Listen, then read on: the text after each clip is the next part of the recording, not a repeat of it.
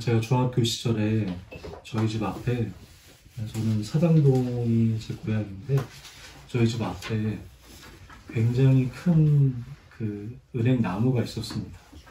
정확히 그 나무가 얼마나 됐는지는 저는 잘 몰랐는데, 그때 당시 기억을 되살려 보니까 어른들이 지나가면서 좋게 저 나무는 한 300년 정도는 됐을 거야 라고 얘기하는 굉장히 두께도 꽤 있었고 높이도 꽤 있었던 그런 나무가 있었습니다. 여름이면 늘 그 그늘 아래서 아이들이 항상 그 아래에 몰려들어서 거기서 놀이를 가졌고요.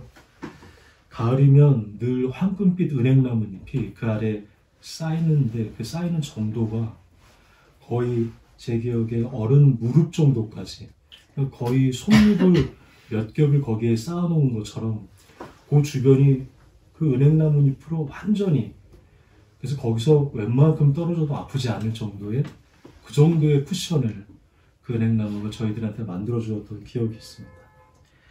항상 친구들하고 거기서 얼음땡이나 숨바꼭질을 하다 보면 언제나 그 한 명쯤은 좀 튀는 아이겠죠.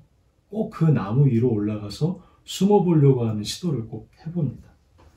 지금 생각해보면 워낙 그 나무의 이 몸통 자체가 튼튼하기도 했었고, 설령 거기도 조금 떨어진다고 하더라도 그 아래에 있는 그 푹신푹신한 은행나무잎 때문에 아마 키가 작은 아이들도 한번 올라가 봐야 되지 않을까, 한번 올라갈 수 있지 않을까라는 생각을 해봤던 것 같습니다.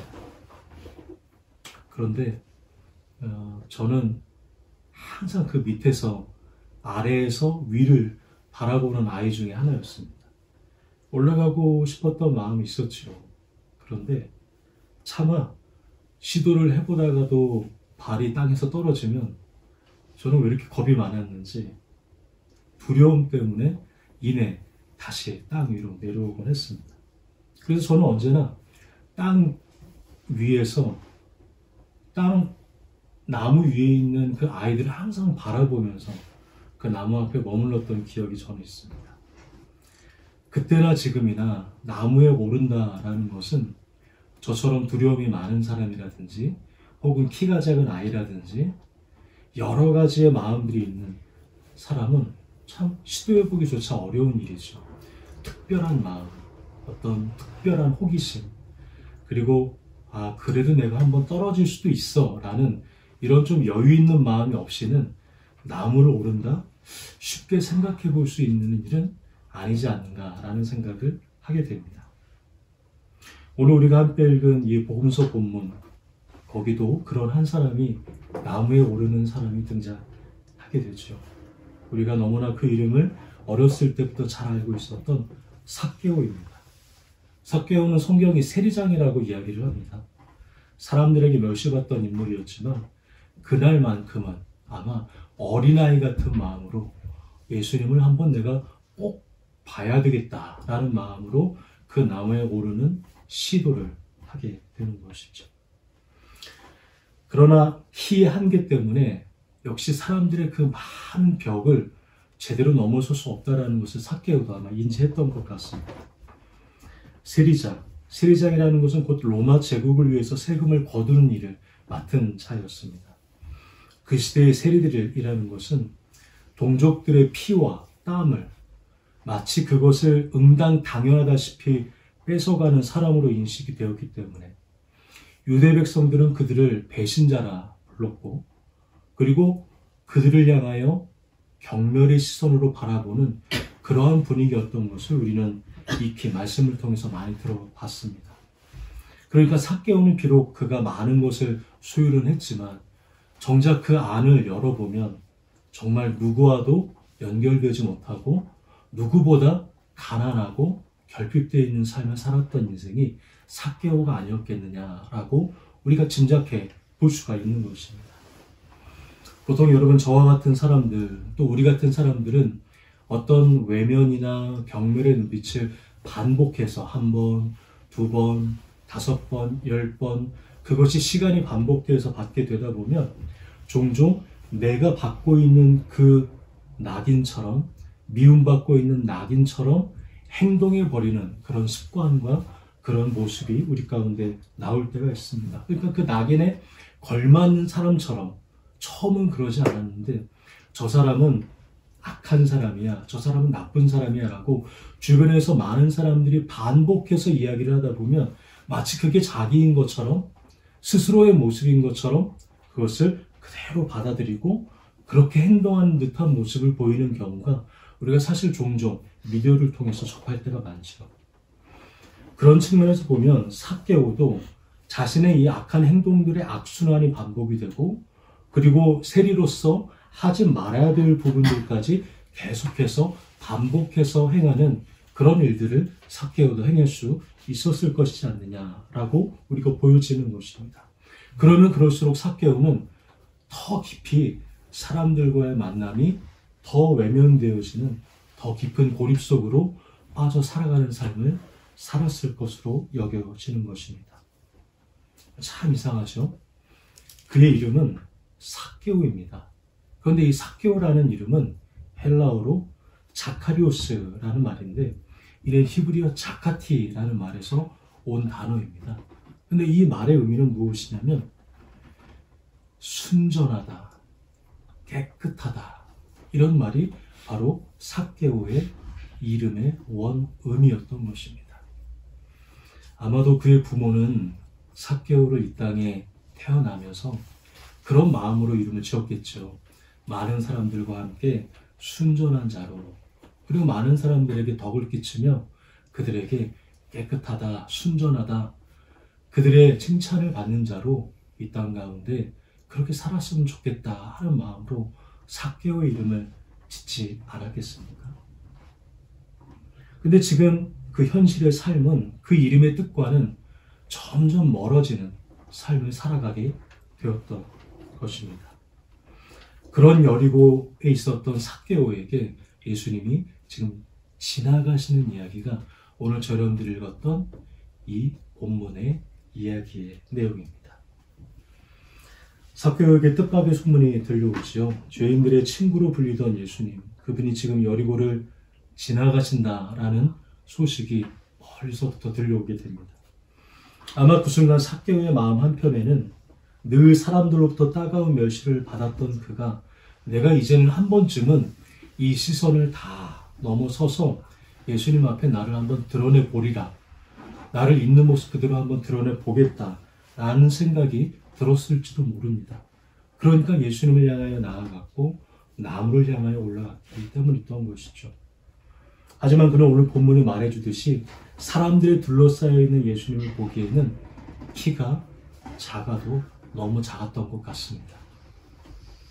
키 작은 사람들의 고충을 여러분들이 아실지 모르겠지만 가려져 있고 많은 사람들의 어깨가 벽처럼 느껴지는 그런 상황을 삭개오가 마주했던 것이죠.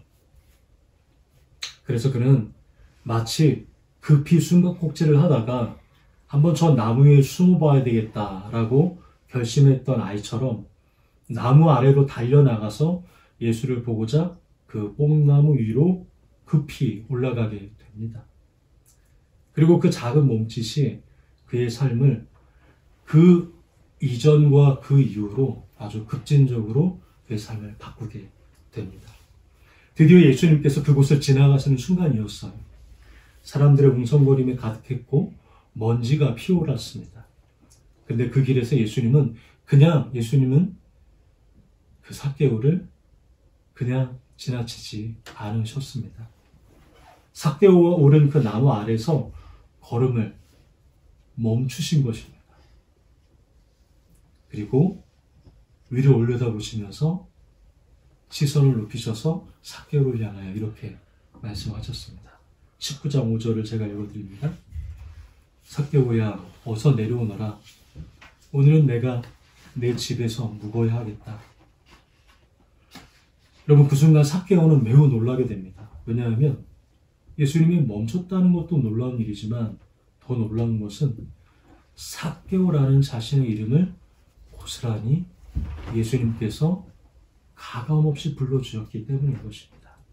삭개오, 그러니까 자카이, 깨끗한 자야, 순전한 자야, 내려와라. 오늘 내가 너와 함께 너희 집에 거해야 되겠다. 삭개오는 그 이야기를 듣고 즉시 내려와 기쁨으로 예수님을 맞아들이게 됩니다.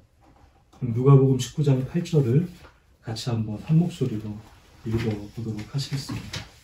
19장 8절입니다. 삭개오가 서서 주께 여짜오되 주여 보시옵소서 내 수의 절반을 가난한 자들에게 주겠사오며 만일 누구의 것을 속여 빼앗은 일이 있으면 내 갑절이나 갚겠나이다. 아멘. 여기서 여러분 보면 특별히 눈에 들어오는 두 가지의 동사가 있습니다. 앞부분에 해당하는 주겠나이다 라는 동사가 있고 마지막 뒷부분에 보면 갚겠나이다 라는 행동을 가리키는 삭개오가 쓰는 말이 있습니다. 이 구절의 핵심 동사인 셈인 것이죠.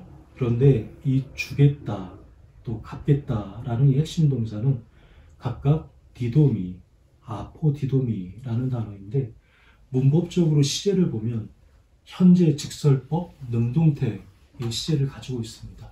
그러니까 좀 더 쉽게 말하면 내가 앞으로 주겠습니다 라는 미래에 일어날 일을 가리키는 표현이 아니라 지금 나는 여기서 이미 주고 있습니다. 주님, 나는 여기서 이미 당신과 마주한 이 자리에서 나는 이미 갚고 있습니다 라는 시제로 매우 강력하게 표현하는 의미의 동사인 것입니다. 그러니까 우리는 수없이 예수님을 만날 때 우리 입술로 우리 마음으로 앞으로는 이렇게 하겠습니다. 앞으로는 이렇게 돌이키고 앞으로는 이렇게 행동하고 앞으로는 이렇게 예배하고 이렇게 기도하겠습니다 라는 앞으로의 얘기를 삭개오가 하는 게 아니라 지금 나는 여기서 바로 이 자리에서 그러한 일을 하고 있습니다 라는 회심의 사건을 가리키는 표현이 바로 이 주겠나이다, 갚겠나이다 라는 단어의 다른 시제인 것입니다. 그러니까 예수님과 마주한 한 사람의 변화는 앞으로 어떻게 일어나느냐가 아니라 지금 이 자리 이곳에서 어떠한 태도를 가지고 주님 앞에 나아가느냐라는 것을 삭개오가 여실히 보여주는 것이죠. 삭개오 그는 부자였습니다. 여러분 부자 삭개오의 이야기를 여기까지 쭉 읽다 보면 머리 한쪽에서 스쳐 지나가는 또 한 사람의 부자가 머릿속에 등장하게 됩니다. 바로 오늘 본문의 바로 앞장인 누가복음 18장 18절 이하에 등장하는 부자 청년이 등장하게 됩니다. 그 청년은 성경에서 말씀하시기를 흠잡을 데 없는 사람이었다 라고 성경은 기록하고 있습니다. 계명도 너무 잘 지켰고 하나님의 말씀도 너무 준수했고 심지어 겸손하기까지 했습니다. 그리고 그는 다른 사람들과는 달리 영적인 가치와 하나님의 나라에 대해서도 매우 깊은 관심이 있었던 보기 드문 부자 청년이었습니다. 예수님이 한 가지를 요구하시죠. 내가 가진 것을 다 나누어 주고 너는 나를 따르라. 그 말씀 앞에 그는 근심하게 되고 그대로 그 자리를 떠나게 됩니다. 주님의 요청을 받아들이지 못한 그의 뒷모습을 보며 예수님은 제자들에게 이렇게 말씀을 하시죠. 누가복음 18장 24절부터 25절을 제가 읽어드리겠습니다. 재물을 가진 사람이 하나님 나라에 들어가는 것은 참으로 어렵다. 부자가 하나님 나라에 들어가는 것보다 낙타가 바늘귀로 들어가는 것이 더 쉽다. 삭개오는 좀 달랐습니다. 예수님의 요구가 아직 예수님의 입에서부터 나오기 전이었는데 삭개오는 지금 뭐라고 이미 이야기하냐면 나는 이미 주고 있습니다. 나는 이미 갚고 있습니다. 그 삶을 선택했습니다. 나는 그러한 일 가운데 당신을 만나고 있습니다. 라고 이야기하는 것이죠. 끊임없이 사람들의 손가락질과 경멸 속에 살아오던 그는 주님을 만난 그 순간 그동안 받고 취하고 뺏기에만 여념이 없었던 그의 삶을 바꾸어서 주고 나누고 흘려보내는 삶으로 자신의 삶의 스위치를 전환하게 된 것입니다. 예수님의 말로 다시 빗대어서 표현하자면 낙타가 바늘귀로 들어가는 일이 바로 오늘 본문에서 일어나게 된 것이죠. 저를 포함해서 대부분의 사람들은 예수님의 말씀을 그저 머리로만 이해할 때가 얼마나 많습니까? 그러나 그 말씀을 우리는 삶 속에서 잘 이행하지 못할 때가 너무나 많지는 않습니까? 근데 오늘 본문 속 삭개오는 예수님의 부르심을 받고 자신의 삶의 방식을 즉시 바꾸게 됩니다. 그리고 그 변화는 주님의 마음에 매우 큰 기쁨이 되었고 그의 삶 자체는 살아있는 복음의 증거가 되었던 것입니다. 저는 여기까지 삭개오 이야기를 천천히 준비하면서 문득 제 머릿속 끝자락에 떠오르는 한 가지 질문을 부여잡게 되었습니다. 그것은 무엇이었냐면 과연 삭개오는 오늘 본문 이후에 어떻게 살았을까라는 질문입니다. 과연 세리라는 직업을 그는 계속 가지고 살았을까요? 아니면 세리라는 직업을 과감하게 버리고 또 다른 직업으로 그는 자신의 삶을 마주하게 되었을까요? 여러분은 어떻게 생각하십니까? 어떻게 되었을까요? 아니, 질문을 좀 바꾸면 여러분들이 삭개오라면 여러분들은 예수님을 만난 그 이후에 어떻게 살아가셨을 것 같습니다. 물론 성경은 그 이후 삭개오의 삶을 구체적으로 기록하지 않습니다. 그래서 우리는 정확하게 알 수는 없죠. 초대교회 교부 중에 한 분이 삭개오라는 이름을 들어서 삭개오가 베드로와 함께 복음을 전했다라는 기록이 있기는 하지만 어디까지나 그것이 확실한지는 정확히 알 수는 없는 것이 사실이기도 합니다. 저는 문득 제 자신을 제가 살아온 날을 떠올리고 제 삶의 모습을 떠올리면서 내가 과연 오늘 본문에 삭개오라면 어떻게 했을까를 유심히 생각해 보게 되었습니다. 저는 아마 이렇게 하지 않았을까 생각이 들었습니다. 아마도 세리로서의 일은 내려놓고 예수님께 약속한, 그러니까 가난한 자들에게 4배로 갚겠다고 했던 그 약속을 계속 이행하면서 살다가 때로는 여러 가지 세상 바람에 마음이 흔들리고 믿음이 약해질 때가 오면 다시 예수님을 떠올리지 않았을까라는 생각을 하게 됩니다. 그런 예수님을 떠올리는 마음조차도 약해질 때가 있지 않습니까? 그때 되면 저는 혹시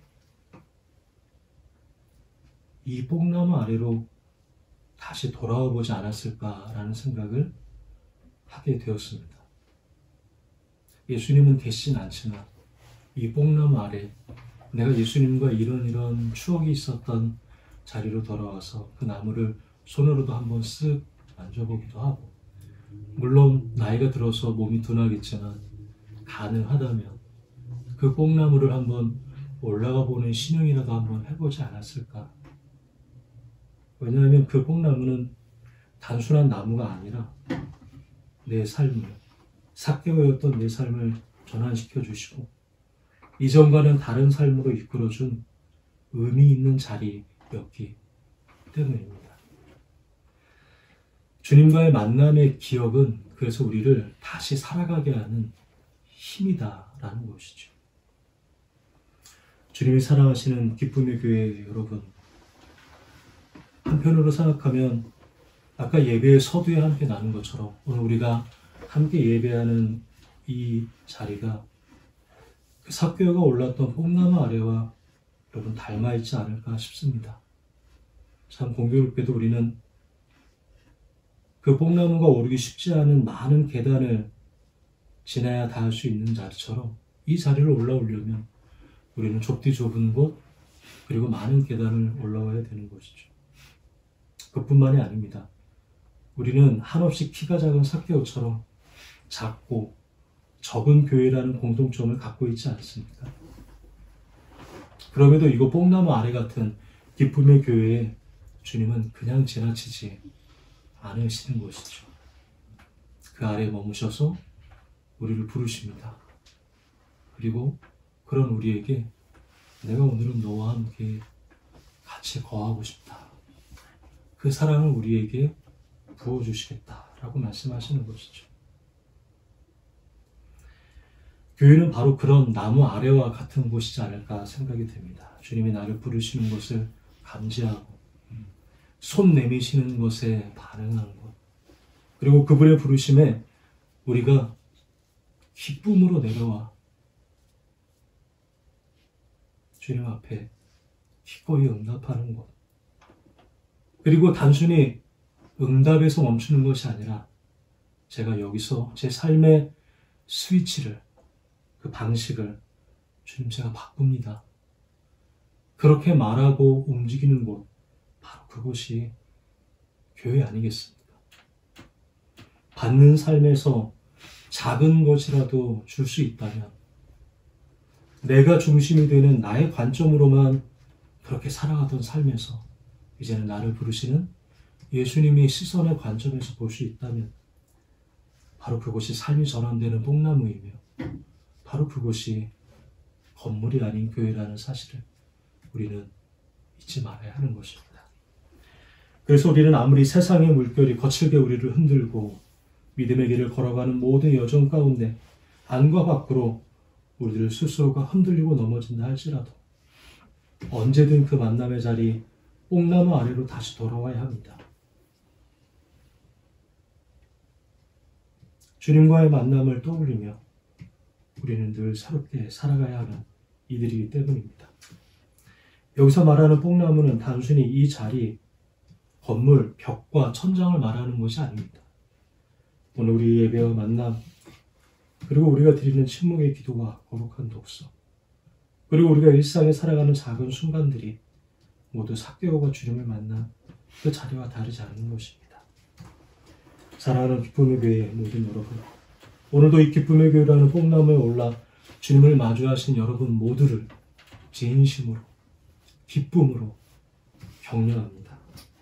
그리고 우리들도 다시 주님과의 만남을 기억하며 그 변화된 삶으로 살아가는 저 여러분의 삶이 되기.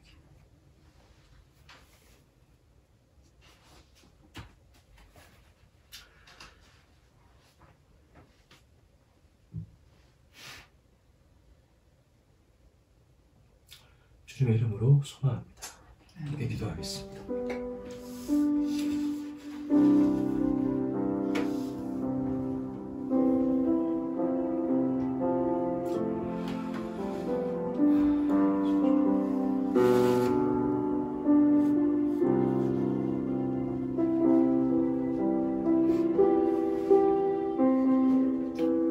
우리 말씀을 묵상하며 침묵으로 함께 기도하겠습니다.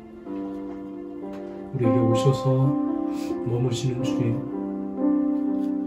우리도 주님 안에 머물게 하여 주시옵소서. 함께 묵상으로 기도하겠습니다.